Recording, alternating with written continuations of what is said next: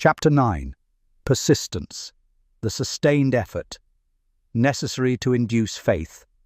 The eighth step toward riches. Persistence is an essential factor in the procedure of transmuting desire into its monetary equivalent. The basis of persistence is the power of will. Willpower and desire, when properly combined, make an irresistible pair. Men who accumulate great fortunes are generally known as cold-blooded and sometimes ruthless. Often they are misunderstood. What they have is willpower, which they mix with persistence and place back of their desires to ensure the attainment of their objectives. Henry Ford has been generally misunderstood to be ruthless and cold-blooded. This misconception grew out of Ford's habit of following through in all of his plans with persistence. The majority of people are ready to throw their aims and purposes overboard and give up at the first sign of opposition or misfortune. A few carry on despite all opposition until they attain their goal. These few are the Fords, Carnegies, Rockefellers, and Edisons. There may be no heroic connotation to the word persistence, but the quality is to the character of man what carbon is to steel.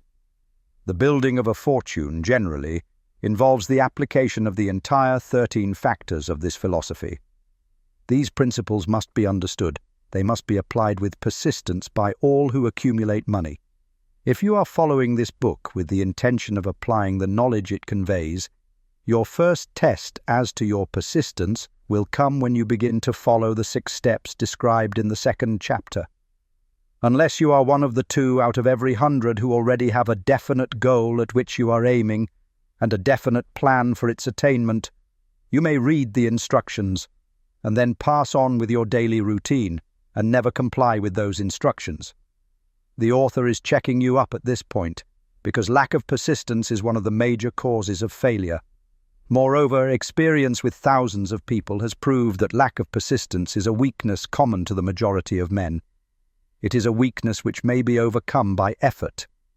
The ease with which lack of persistence may be conquered will depend entirely upon the intensity of one's desire. The starting point of all achievement is desire. Keep this constantly in mind. Weak desires bring weak results, just as a small amount of fire makes a small amount of heat. If you find yourself lacking in persistence, this weakness may be remedied by building a stronger fire under your desires. Continue to read through to the end, then go back to Chapter 2 and start immediately to carry out the instructions given in connection with the 6 steps. The eagerness with which you follow these instructions will indicate clearly how much or how little you really desire to accumulate money. If you find that you are indifferent, you may be sure that you have not yet acquired the money consciousness which you must possess before you can be sure of accumulating a fortune. Fortunes gravitate to men whose minds have been prepared to attract them, just as surely as water gravitates to the ocean. In this book may be found all the stimuli necessary to attune any normal mind to the vibrations which will attract the object of one's desires.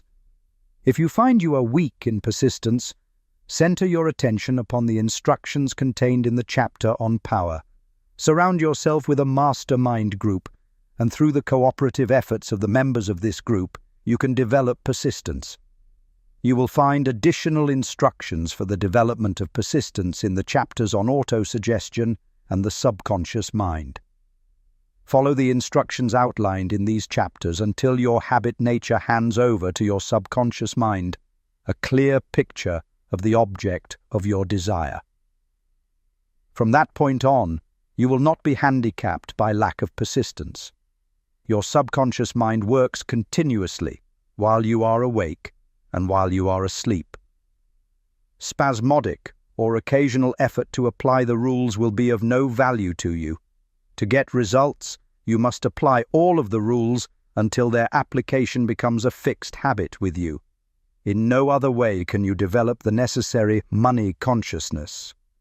Poverty is attracted to the one whose mind is favorable to it, as money is attracted to him whose mind has been deliberately prepared to attract it, and through the same laws. Poverty consciousness will voluntarily seize the mind, which is not occupied with the money consciousness.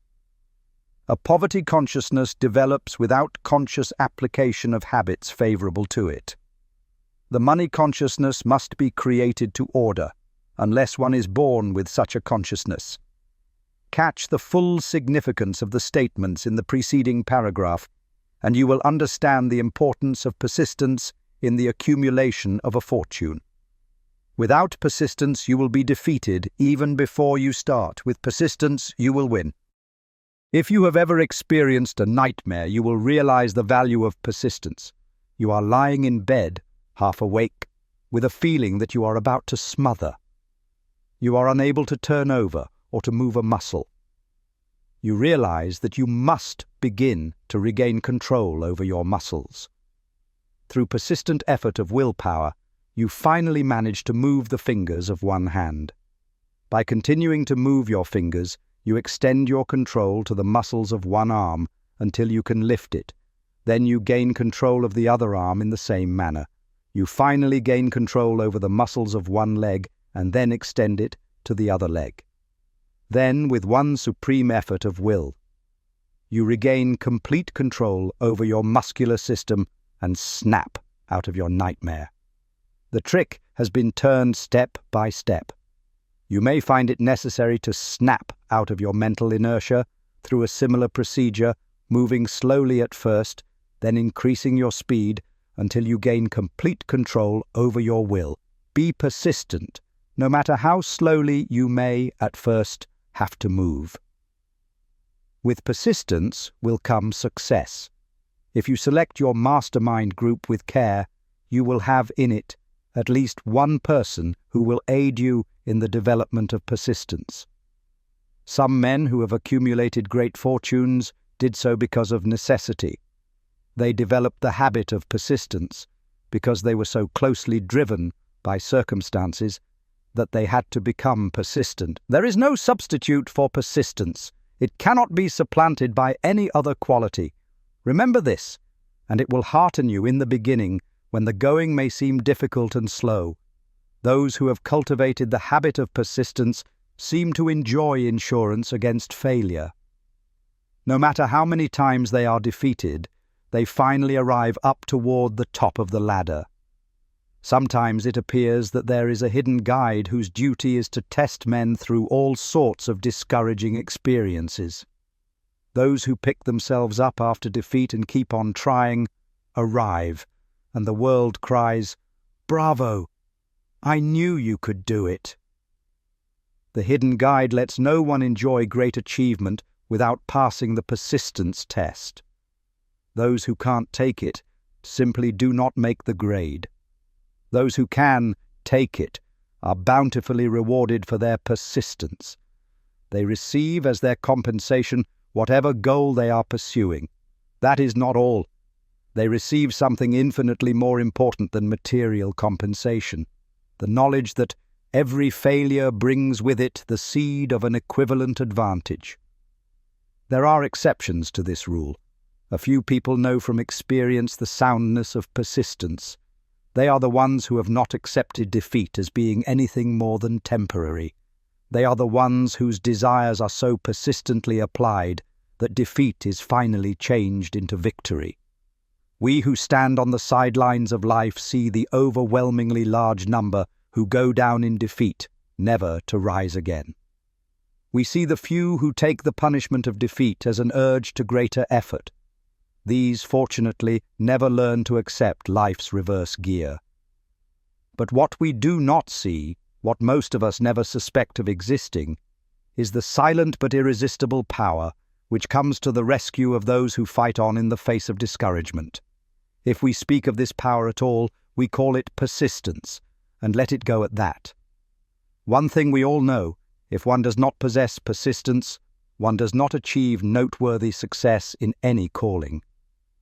As these lines are being written, I look up from my work and see before me, less than a block away, the great mysterious Broadway, the graveyard of dead hopes, and the front porch of opportunity.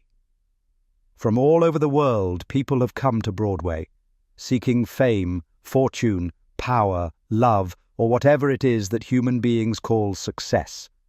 Once in a great while, someone steps out from the long procession of seekers, and the world hears that another person has mastered Broadway. But Broadway is not easily nor quickly conquered. She acknowledges talent, recognizes genius, pays off in money, only after one has refused to quit. Then we know he has discovered the secret of how to conquer Broadway. The secret is always inseparably attached to one word: persistence. The secret is told in the struggle of Fanny Hurst, whose persistence conquered the Great White Way. She came to New York in 1915 to convert writing into riches. The conversion did not come quickly, but it came. For 4 years, Miss Hurst learned about the sidewalks of New York from first-hand experience. She spent her days laboring and her nights hoping. When hope grew dim, she did not say, "All right, Broadway, you win." She said, "Very well, Broadway, you may whip some, but not me. I'm going to force you to give up." One publisher, the Saturday Evening Post, sent her 36 rejection slips before she broke the ice and got a story across. The average writer, like the average in other walks of life, would have given up the job when the first rejection slip came. She pounded the pavements for 4 years to the tune of the publisher's no, because she was determined to win. Then came the payoff. The spell had been broken. The unseen guide had tested Fanny Hurst, and she could take it. From that time on, publishers made a beaten path to her door. Money came so fast she hardly had time to count it. Then the moving picture men discovered her, and money came not in small change, but in floods. The moving picture rights to her latest novel, Great Laughter, brought $100,000, said to be the highest price ever paid for a story before publication. Her royalties from the sale of the book probably will run much more. Briefly, you have a description of what persistence is capable of achieving. Fanny Hurst is no exception. Wherever men and women accumulate great riches, you may be sure they first acquired persistence. Broadway will give any beggar a cup of coffee and a sandwich, but it demands persistence of those who go after the big stakes. Kate Smith will say "Amen" when she reads this. For years she sang without money and without price before any microphone she could reach. Broadway said to her, "Come and get it, if you can take it." She did take it until one happy day Broadway got tired and said, "Oh, what's the use? You don't know when you're whipped, so name your price and go to work in earnest." Miss Smith named her price. It was plenty, away up in figures so high that 1 week's salary is far more than most people make in a whole year. Verily it pays to be persistent. And here is an encouraging statement which carries with it a suggestion of great significance. Thousands of singers who excel, Kate Smith, are walking up and down Broadway looking for a break without success. Countless others have come and gone. Many of them sang well enough, but they failed to make the grade because they lacked the courage to keep on keeping on until Broadway became tired of turning them away. Persistence is a state of mind. Therefore it can be cultivated. Like all states of mind, persistence is based upon definite causes, among them these: A. Definiteness of purpose. Knowing what one wants is the first and, perhaps, the most important step toward the development of persistence. A strong motive forces one to surmount many difficulties. B. Desire. It is comparatively easy to acquire and to maintain persistence in pursuing the object of intense desire. C. Self-reliance. Belief in one's ability to carry out a plan encourages one to follow the plan through with persistence. Self-reliance can be developed through the principle described in the chapter on autosuggestion. D. Definiteness of plans. Organized plans, even though they may be weak and entirely impractical, encourage persistence. E. Accurate knowledge. Knowing that one's plans are sound based upon experience or observation, encourages persistence. Guessing instead of knowing destroys persistence. F. Cooperation. Sympathy, understanding, and harmonious cooperation with others tend to develop persistence. G. Willpower. The habit of concentrating one's thoughts upon the building of plans for the attainment of a definite purpose leads to persistence. H. Habit. Persistence is the direct result of habit. The mind absorbs and becomes a part of the daily experiences upon which it feeds. Fear, the worst of all enemies, can be effectively cured by forced repetition of courage. Everyone who has seen active service in war knows this. Before leaving the subject of persistence, take inventory of yourself and determine in what particular, if any, you are lacking in this essential quality. Measure yourself courageously, point by point, and see how many of the 8 factors of persistence you lack. The analysis may lead to discoveries that will give you a new grip on yourself. Symptoms of lack of persistence. Here you will find the real enemies which stand between you and noteworthy achievement. Here you will find not only the symptoms indicating weakness of persistence, but also the deeply seated subconscious causes of this weakness. Study the list carefully and face yourself squarely if you really wish to know who you are and what you are capable of doing. These are the weaknesses which must be mastered by all who accumulate riches. 1. Failure to recognize and to clearly define exactly what one wants. 2. Procrastination, with or without cause, usually backed up with a formidable array of alibis and excuses. 3. Lack of interest in acquiring specialized knowledge. 4. Indecision, the habit of passing the buck on all occasions instead of facing issues squarely, also backed by alibis. 5. The habit of relying upon alibis instead of creating definite plans for the solution of problems. 6. Self-satisfaction. There is but little remedy for this affliction, and no hope for those who suffer from it. 7. Indifference, usually reflected in one's readiness to compromise on all occasions, rather than meet opposition and fight it.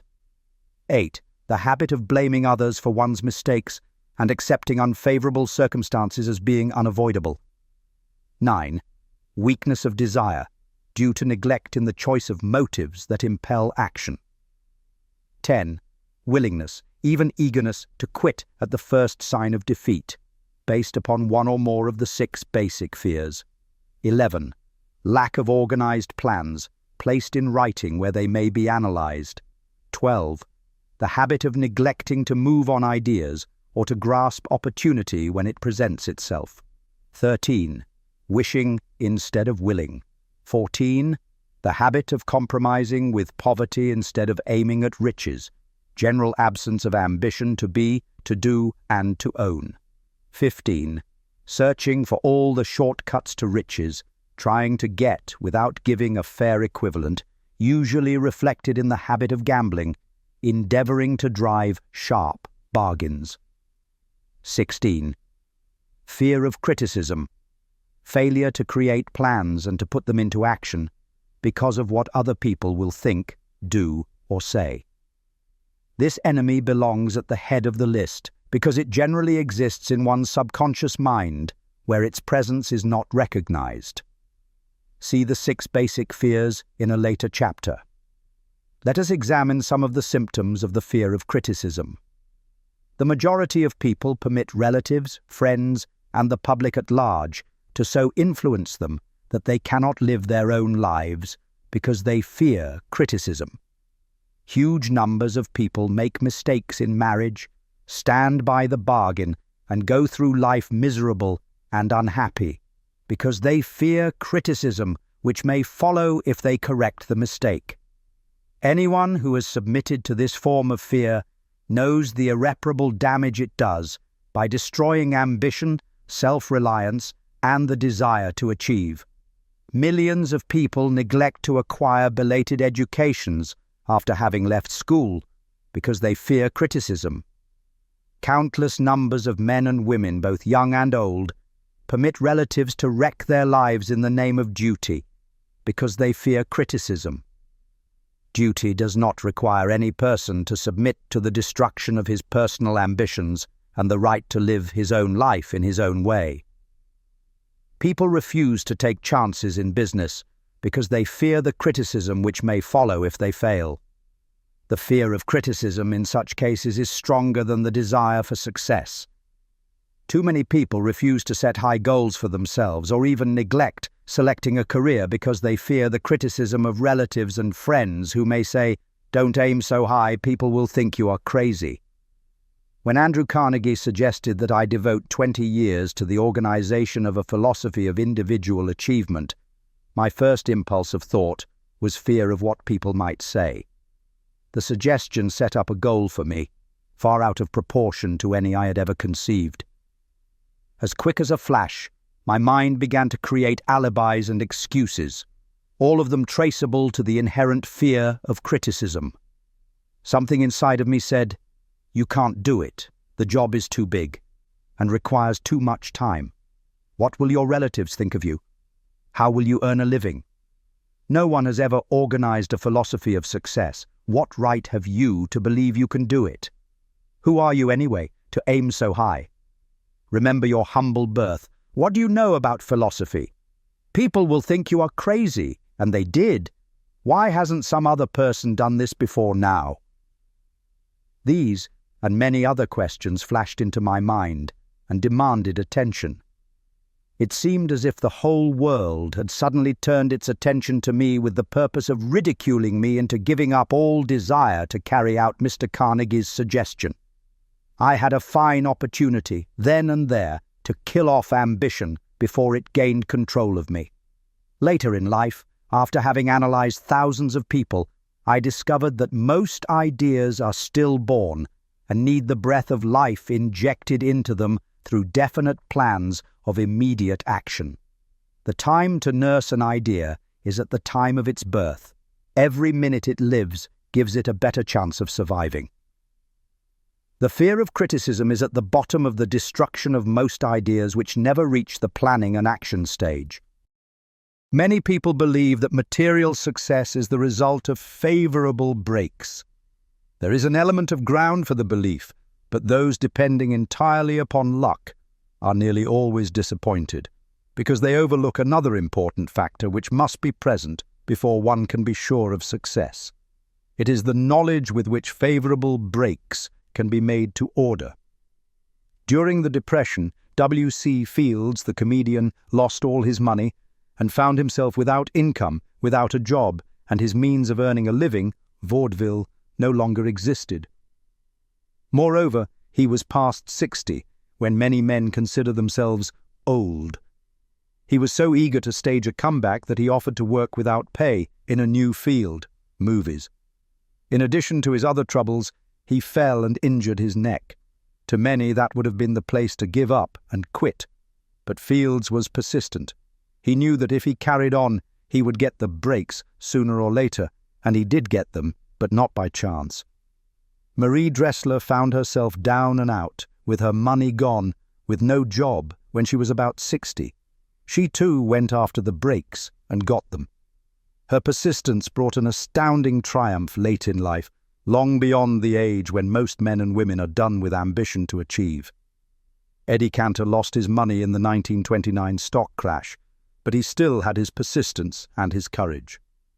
With these, plus 2 prominent eyes, he exploited himself back into an income of $10,000 a week. Verily, if one has persistence, one can get along very well without many other qualities. The only break anyone can afford to rely upon is a self-made break. These come through the application of persistence. The starting point is definiteness of purpose. Examine the first 100 people you meet, ask them what they want most in life, and 98 of them will not be able to tell you. If you press them for an answer, some will say security, many will say money, a few will say happiness, others will say fame and power, And still others will say social recognition, ease in living, ability to sing, dance, or write, but none of them will be able to define these terms or give the slightest indication of a plan by which they hope to attain these vaguely expressed wishes. Riches do not respond to wishes.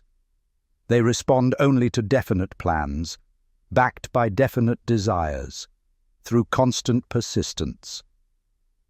How to develop persistence. There are 4 simple steps which lead to the habit of persistence. They call for no great amount of intelligence, no particular amount of education, and but little time or effort.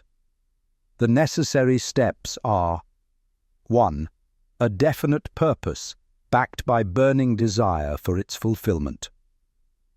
2. A definite plan, expressed in continuous action. 3. A mind closed tightly against all negative and discouraging influences, including negative suggestions of relatives, friends, and acquaintances. 4. A friendly alliance with one or more persons who will encourage one to follow through with both plan and purpose. These 4 steps are essential for success in all walks of life.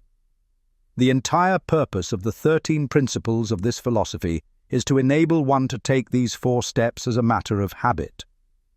These are the steps by which one may control one's economic destiny. They are the steps that lead to freedom and independence of thought. They are the steps that lead to riches, in small or great quantities. They lead the way to power, fame, and worldly recognition. They are the 4 steps which guarantee favorable breaks.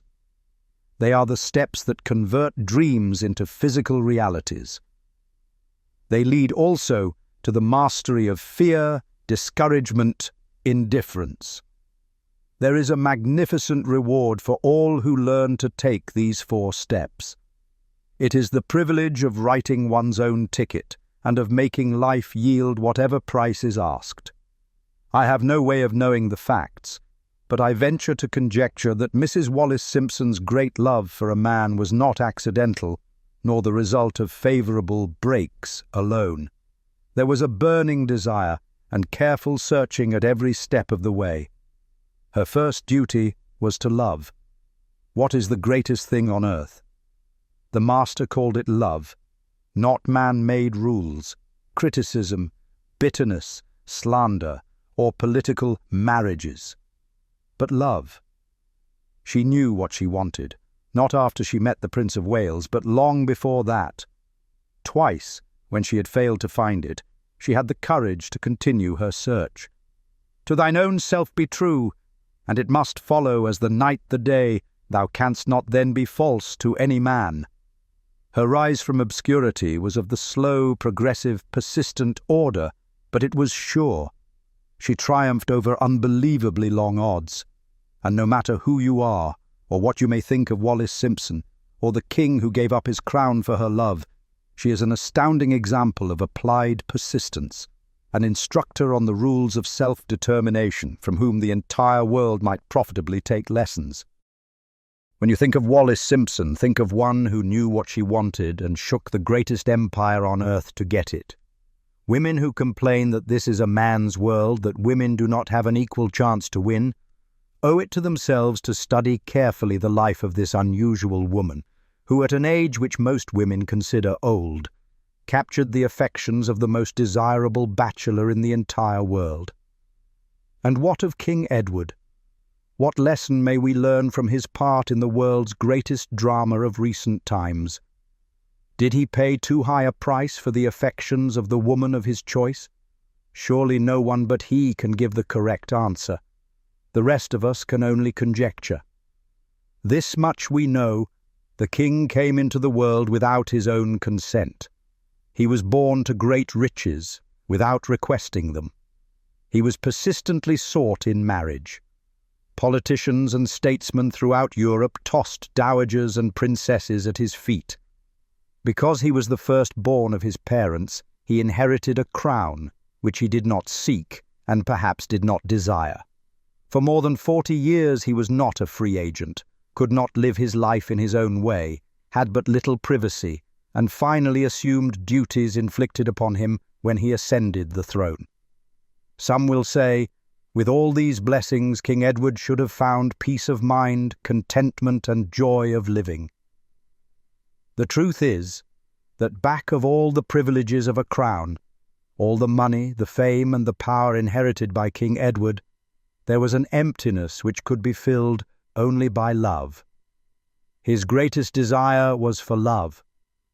Long before he met Wallis Simpson, he doubtless felt this great universal emotion tugging at the strings of his heart, beating upon the door of his soul, and crying out for expression. And when he met a kindred spirit, crying out for this same holy privilege of expression, he recognized it, and without fear or apology, opened his heart and bade it enter. All the scandal-mongers in the world cannot destroy the beauty of this international drama through which two people found love, and had the courage to face open criticism, renounce all else to give it holy expression. King Edward's decision to give up the crown of the world's most powerful empire for the privilege of going the remainder of the way through life with the woman of his choice was a decision that required courage. The decision also had a price, but who has the right to say the price was too great? Surely not he who said, "He among you who is without sin, let him cast the first stone." As a suggestion to any evil-minded person who chooses to find fault with the Duke of Windsor, because his desire was for love, and for openly declaring his love for Wallis Simpson, and giving up his throne for her, let it be remembered that the open declaration was not essential. He could have followed the custom of clandestine liaison which has prevailed in Europe for centuries, without giving up either his throne or the woman of his choice, and there would have been no complaint from either church or laity. But this unusual man was built of sterner stuff. His love was clean. It was deep and sincere. It represented the one thing which, above all else, he truly desired. Therefore, he took what he wanted and paid the price demanded. If Europe had been blessed with more rulers with the human heart and the traits of honesty of ex-King Edward for the past century, that unfortunate hemisphere now seething with greed, hate, lust, political connivance, and threats of war, would have a different and a better story to tell.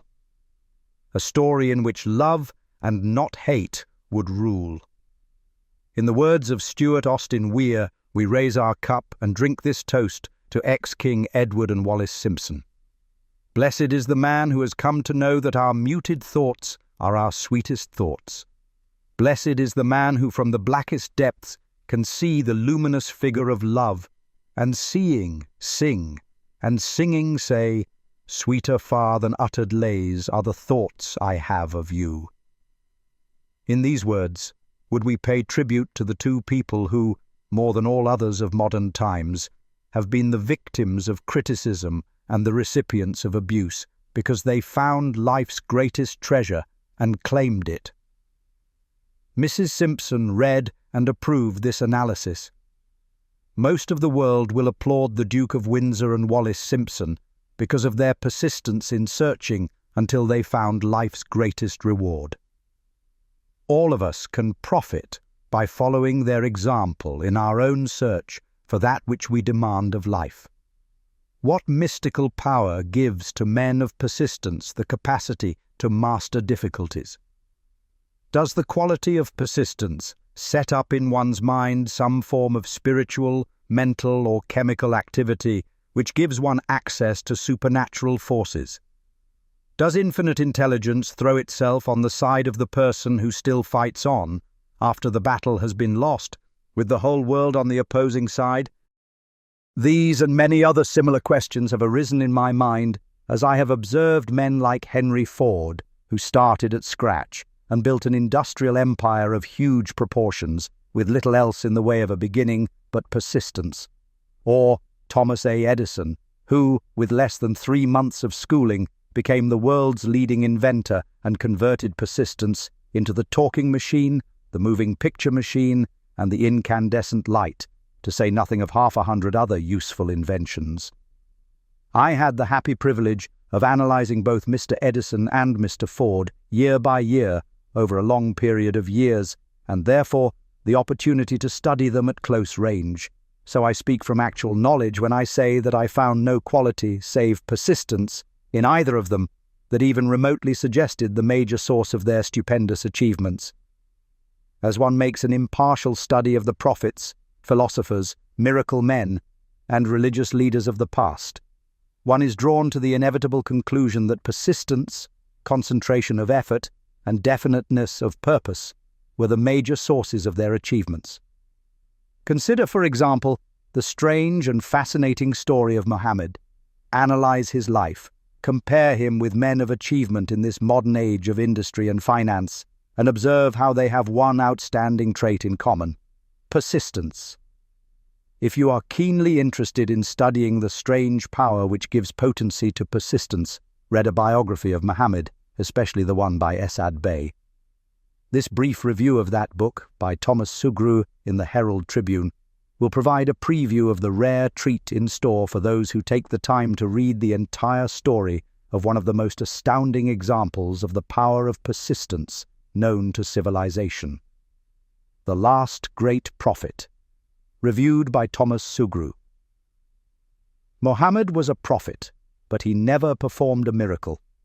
He was not a mystic. He had no formal schooling. He did not begin his mission until he was 40. When he announced that he was the messenger of God, bringing word of the true religion, he was ridiculed and labelled a lunatic. Children tripped him and women threw filth upon him. He was banished from his native city, Mecca, and his followers were stripped of their worldly goods and sent into the desert after him. When he had been preaching 10 years, he had nothing to show for it but banishment, poverty, and ridicule. Yet before another 10 years had passed, he was dictator of all Arabia, ruler of Mecca, and the head of a new world religion which was to sweep to the Danube and the Pyrenees before exhausting the impetus he gave it.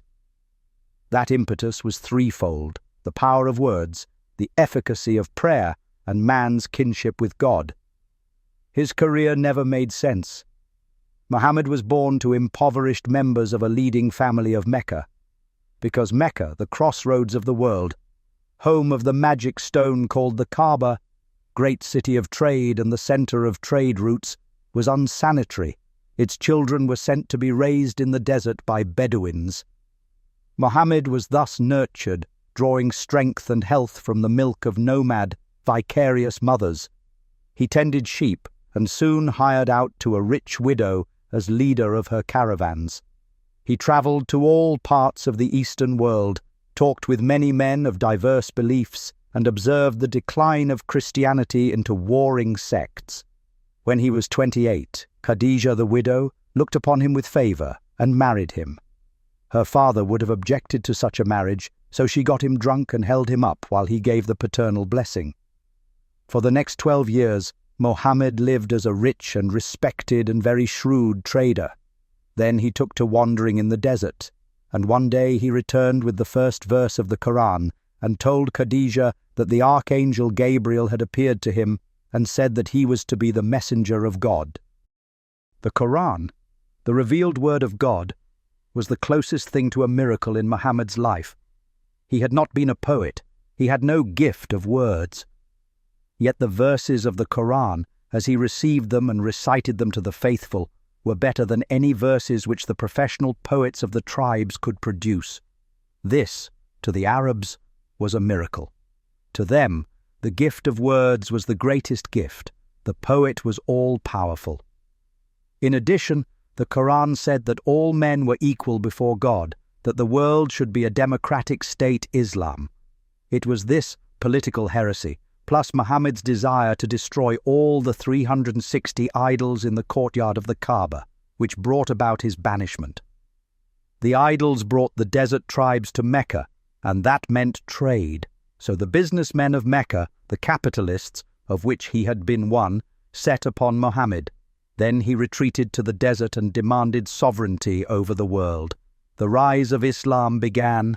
Out of the desert came a flame which would not be extinguished, a democratic army fighting as a unit and prepared to die without wincing.